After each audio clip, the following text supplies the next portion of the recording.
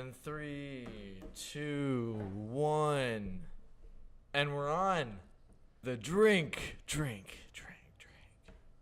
at Bar Americana. And look who's on the show, Kim Gaddy. How's it going? Great. Glad to be here on the drink sustainability. Awesome. Yeah, for those of you that don't know, my name is Ted. I'm Kim. And this is the The drink Drink sustainability. Oh, yes. All right. So we were talking behind the scenes really quick and, catching up because we haven't seen each other in a while. Right. But, yeah, for those that don't know who you are, just give us a little background of you and, what you do and everything. Sure. My name is And Kim Gaddy. I'm sorry, and as you do that, I'm going to close that door. Okay. I'm Kim Gaddy. I'm the Environmental Justice Organizer with Clean Water Action. I have an office in Mount Clair and Newark, and I focus on making sure that our urban environments are free from air toxics, as well as toxics in the water, pesticides. And so what I do pretty much is to ensure that the communities that are frontline communities and predominantly communities of people of color can not be overburdened with a lot of pollution. So I work for environmental justice, which means the fair treatment of all people, regardless of our income, our social status, the color of our skin, or our zip code.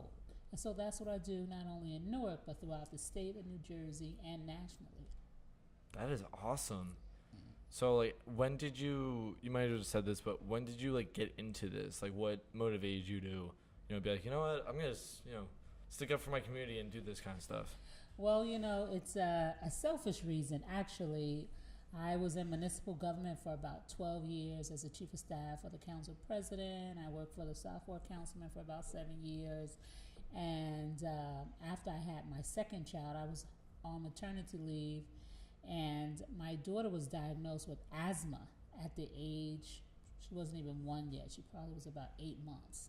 Oh, wow. And my oldest son had asthma, and I said, what is going on? And I began to just think, what is happening in these urban environments and communities where so many of our children are coming down with asthma? And so I decided to start my career with Clean Water Action. Thought I would be there for about 2 years. And it's been 17 years now. And so I fight again for clean air just for everybody to breathe, because if our children aren't healthy, they can't attend school, they can't play.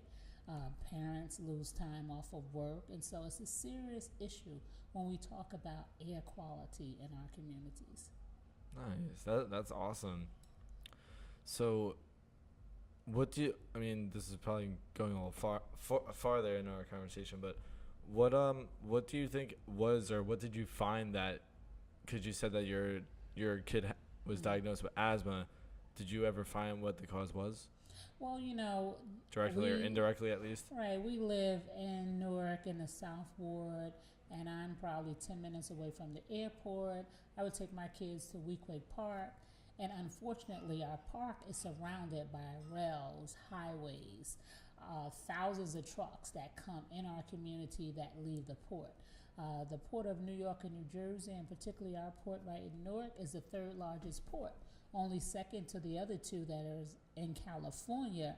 And so when you talk about 15,000 trucks that come in and out of port, and 3,000 to 5,000 of those trucks stay on our local road spewing diesel and toxics.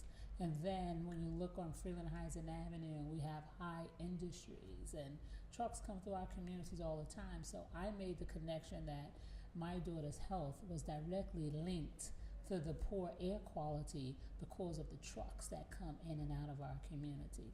I also had to begin to change how I was cleaning my own house. So I had a shift in green cleaning products, because I was cleaning my house with toxics that was causing my daughter and my son, it was irritating their asthma. So it's certain cleaning products that we also use as parents that we have to begin to change. So I had to edify myself not only on the outdoor air quality, but also the indoor air quality and toxins that I was exposing my own children to. So it was definitely a life changer for me, and I was just really appreciative of what I learned, but I truly believe that there is a serious link between asthma, heart attacks, chronic respiratory illnesses with high traffic in urban communities. I definitely could see the link to that too as well. But have you ever when you were going through this, I assume that you did a lot of research to get to where you were now. You know, so I can we assume that your kids' health and wellness was getting better after that though? Yes, definitely. I mean, I work with Rutgers immunology department, and we had UMDNJ. They did a series of tests to see what my children were allergic to, because oftentimes allergy cause problems with asthma as well. Yeah, of course. But they also got me to make the connection between just their health. And I was able to establish an asthma management plan, which is now a state mandated plan in our schools, right?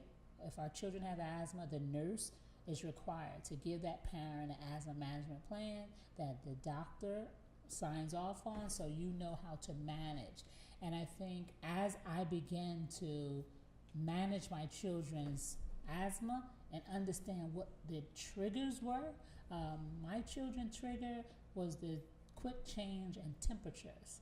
So I knew from seasons, from hot to cold, winter to summer, summer to fall, like any drastic change was a trigger for my children. So when my son attended boarding school, my oldest son, who's 30, who had asthma, he went to boarding school up in New Hampshire, the Dublin school. He never had a problem. Just recently, my daughter, who's a freshman at Ithaca College, right, upstate New York, her first day of school, she had to be rushed to the hospital for an asthma attack. Now, wow. She had never had an asthma attack since she was 4 or 5. Wow. But again, that's that insane. Temperature change at Ithaca College caused a reaction. So now she's back on her asthma pump, and now she has to understand. But can you imagine being 18, never recalling that you even had an asthma attack, and being rushed to the hospital, unable to breathe in a college setting? And so that was terrifying, but it just shows you that asthma never leaves your body. Your body just learns to adjust to it, right, by doing the right things. And so that is something that as parents, we have to continue to monitor our children, because if you ever witness your kids having an asthmatic attack, it is the most scariest experience you want, because you're helpless while they're gasping for air. It's nothing you can do. Yes, a couple of my friends have had asthma, and they've told me a couple of stories about it, and I'm just like, I can imagine not, being able to breathe, right. And that, that's just insane. Right. Something we take for granted, right? I mean, exactly. So, and so they have 3 kids with asthma. It's just like, and so I had it when I was gonna say, do you have it too, or like everyone in the family, or just for? I had it. My mom had it. My brother, and so it is all because of the conditions in our community. And so when I was younger, my mother was like, just go and play and run. Now that was a way that my body adjusted to it, because I was able to play sports, and when I couldn't breathe, I would sit down. Calm myself down, you right? You have to sit down, take a breather. If you have like an inhaler or something. Right, but you learned how to self-regulate and control it yourself.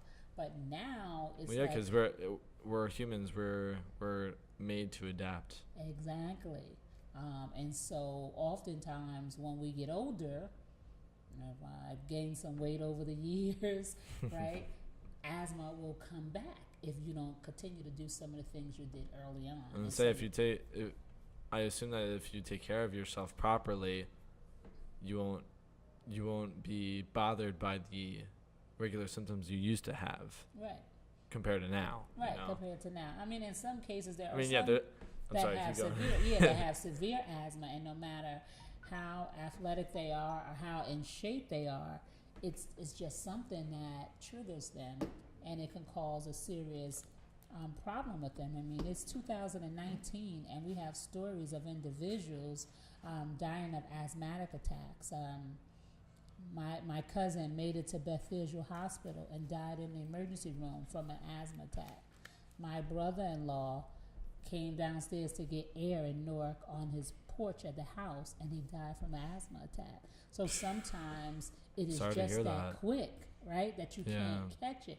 And that's why I say it's also this silent killer that people don't make that connection, that it is so serious. Asthma is serious. But some people, they just, take it for granted. But people are losing their lives from it. Yeah, I'm sorry for your loss, by the way. Yeah, But it's something that you can't take lightly. You definitely can't. But yeah. Well, cheers to the environment and Yes. feeling better with coping with asthma. Yes, indeed. Well, that's a tiny bit strong, but it's all good. Coke is good. Yeah, right. But so you've been into clean water action for how long now? You said about 17 years. 17 years. Wow. Yeah.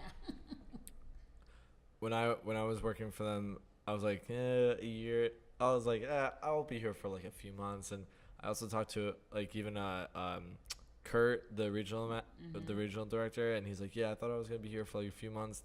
20 years later. No, but shout out to Clean Water Action, by the way. Yeah. You guys are doing awesome work. But it's I wanted to just bring to everyone's attention on how important clean water is. Yeah. Like, for example, like,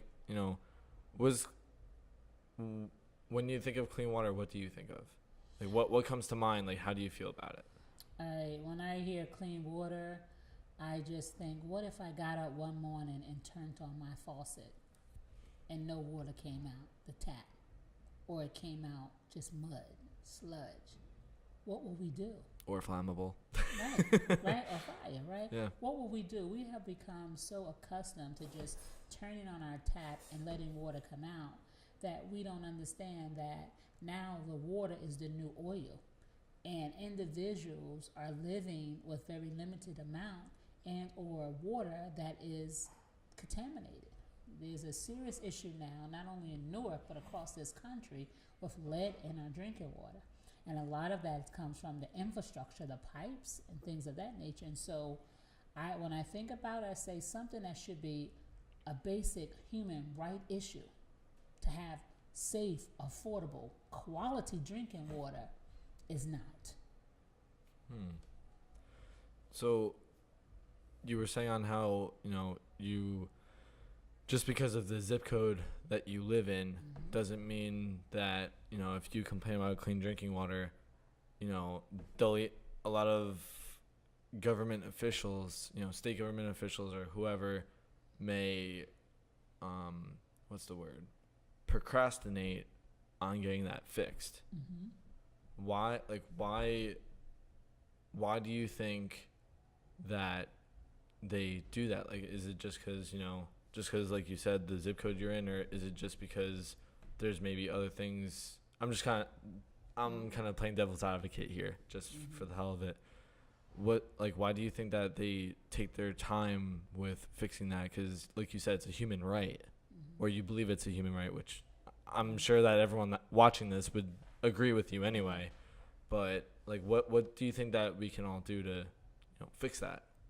Well, one thing, we have to ensure that we have a seat at the table and that our voices are being heard. And that's why I have been at Clean Water Action so long, because we are a grassroots organization that goes door to door. We don't take money from polluters, and we ensure that our membership allows us to do the work that we can do. So it's authentic and it's not being controlled by the polluters. And so voices can come in many ways. We need to elect elected officials that will make the environment a priority. When I was the chair of the Environmental Commission in the city of Newark for 7 years, Curry Booker was the mayor back then, and it was the first time in the history of Newark that we was able to establish an environmental commission, and that was because I got to him and said, hey, you're coming in as a new mayor. There are serious issues that we need to be addressed. So we need a place where people can go. Because remember, in most urban communities, individuals work, very scheduled, right? They are concerned about the education of their children, food on their table, crime, good schools, and so the environment tends to come lower and lower, because if I wake up and I don't have a job, I need to get a job. Well, yeah, If exactly. I got to get my kids to school, right? Oh, I have to make sure my community is safe. So all these other issues kind of Take more precedence out over the environment. And so as an elected official, as our mayors, as our senators, our congressional people, right, and state and federal senators and Congress folks and our legislators, we have to make sure that they say, hey, no, the environment is important. And the environment is at the core of everything. Because if I don't have good health, I can't work.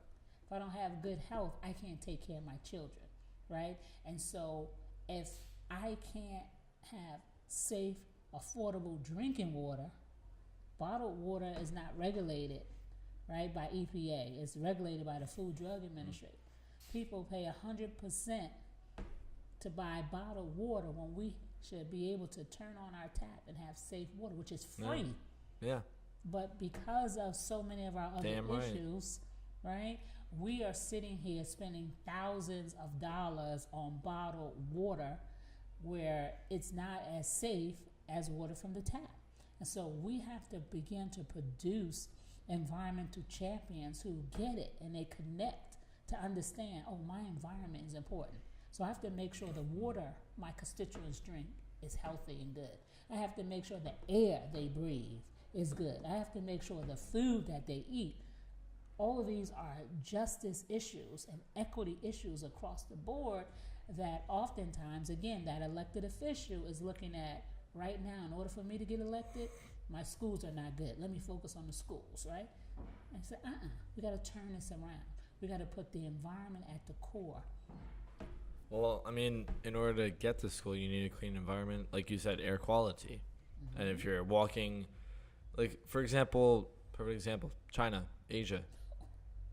I know we could go into a whole entire thing with that, but you were talking about air quality, and China has the worst air quality, and part of it is because of us. Mm-hmm. You know, there's the jet streams in the atmosphere that carry all of the pollution everywhere else and drops it, you know, everywhere else. So, and none of us are really used to wearing face masks. You know, like the surgical face mask that you put on your face. Right. Like, just because I've seen a couple of people walk around like that, and by a couple I mean one, but one too many. Right. And it's like it's scary because I'm just like, you know, when I walk out to my car from my house or even from my job, you know, I don't want to be wearing a face mask to, you know, I want to be able to breathe clean air, exactly. Healthy air that, you know, is natural and not pollutant. Right.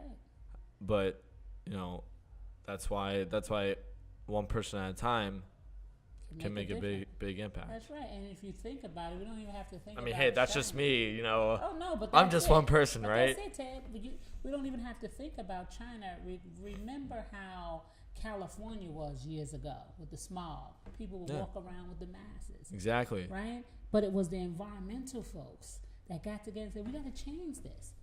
And because it was such a health crisis, those elected officials had an aha moment. It was like, it is something that's connected to the environment. And they began to change the laws.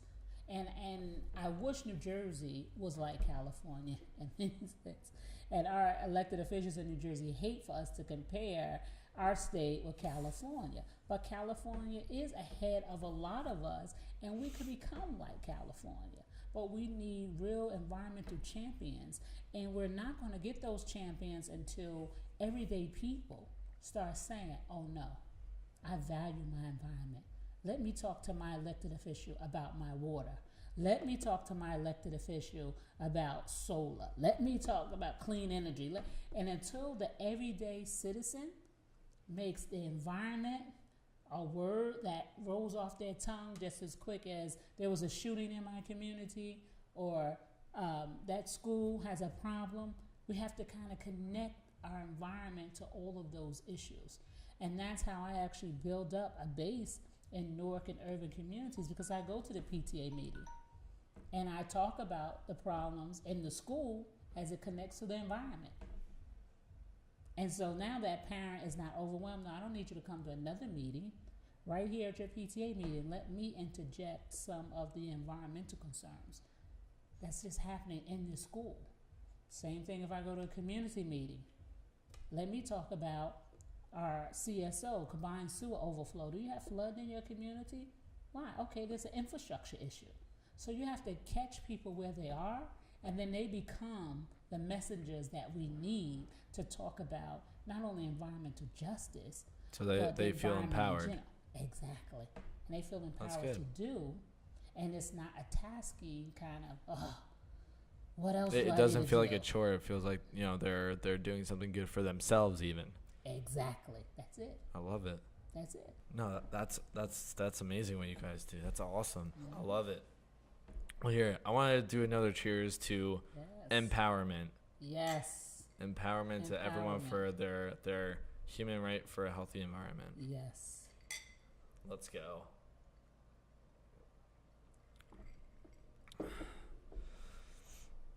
How's your drink? Okay. Yes. It's good. Good. Awesome. So, you were saying how, you've been going through the political spectrum of the environment, Mm-hmm. but when you talk about the environment to anyone else that's not so environmentally enthused as you, what could you say to them, like if someone was here that's not totally environmental, like yourself, Mm-hmm. just to re-educate them or re-educate them on how, because some people that hear, oh, I'm so environmental, okay, like the first couple of things that come to their head is, okay, you're either a tree hugger, just all about renewable energy, and you don't want any oil ever again, something like that. Right. So like, just to put a little bit more education for everyone that doesn't know, what, like, when you explain sustainability, environmental science, being environmental, caring about the environment, like what comes to mind for you when you think about that? Like, how do you educate other people, on that subject? Right. Well, I keep it simple, and I say we're all environmentalists because our environment is everywhere. It's where we pray. It's where we recreate. It's where we go to school. Right. It's where we work. Right. So without our environment, we couldn't exist. And then they begin to now connect themselves to the environment, because people think the environment is over here or is something other than what it really is. And I said, there's no barriers in the sky, right? There's no barriers. So you can live in Cranford, I can live in Newark. My pollution will travel to Cranford. Pollution from Cranford will travel to Newark. So we got to get people to begin to think this is not about you or me. It's about all of us as a collective body. And we have to be better stewards of this earth. And sometimes it starts with simple litter. And I tell them, the life of a piece of paper. If you just continue to litter on the ground, what happens? That litter. The environment travels- just honestly looks disgusting. Exactly. Not only is it dirty, but then that litter travels through our sewer system, clogs up, our waterways, right? It causes other kind of reactions. And so that's the connection that I get people to think, that there are so many connections even when you walk outside your house and you have a lawn. You have an animal, you have children, but you allow people to come and put pesticides on your lawn. And now your dog, your cat, they're playing on the lawn Your children, you're tracking in pesticides into your house and into your home, which are now potentially can cause cancer. And so I try to take, I say, what sports you like? And then I turn into an educational piece about the environment. Because some people, again, they're so unaccustomed to connecting their everyday life with something, with the environment, And I tell them the story. I said, well, if I gave you 1 gallon of water, because in some countries, that's all people have. Or I say 2, because it's unrealistic for us who just waste water all the time. I said, if you had 2 gallons of water to live off for a month, how would you make it? I said, what do you mean? Yeah, to brush your teeth, to wash, to cook, to drink. What would you do? You would use that very, very wisely. Oh my Right? God. Because then it gets people to think about what we take for granted all the time. My children, they turn on the shower. They turn on the shower before they get in the shower. I say, why do you do that? Well, I don't want the water to be cold.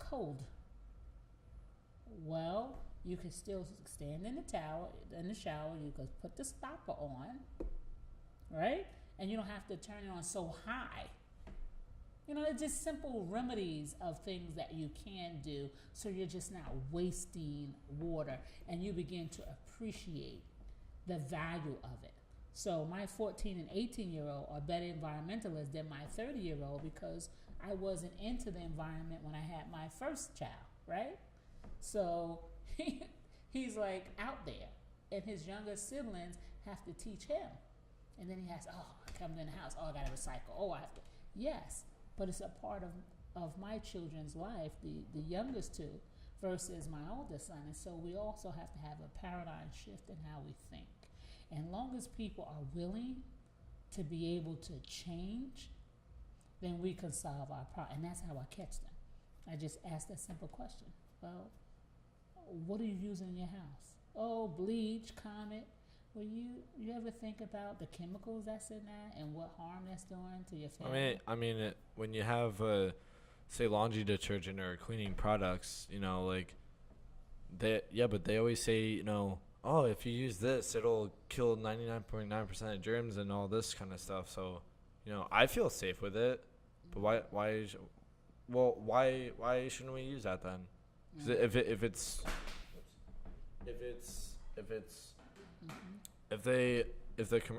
if the people, the companies that make the commercials say it's safe, why can't we use it then? Right. Well, that's the thing. Everything is so commercialized because they want us to spend our dollar on the wrong things, right? And everything clean doesn't have to smell clean. I don't have to walk into your house and smell Lysol to see that your house is clean. A neutral smell is clean. So there's other things that we can use just to get to a neutral smell, and that it still is safe for us to believe that our house is clean, because so many folks use these aerosol sprays, right? Which is the worst. And I use that as one example too on how to attract people in. And I say, what happens when you first spray aerosol? Oh, I cough. So when you cough, do you think what you just sprayed is being ingested? Oh yeah, because sometimes I taste it. Exactly. Right? So then, those are simple tips and ways to just even start the conversation, because all we want to do is to have a light bulb go off in somebody's head to just think about some of the things we said, not to scare them, right? Because I don't want to scare you.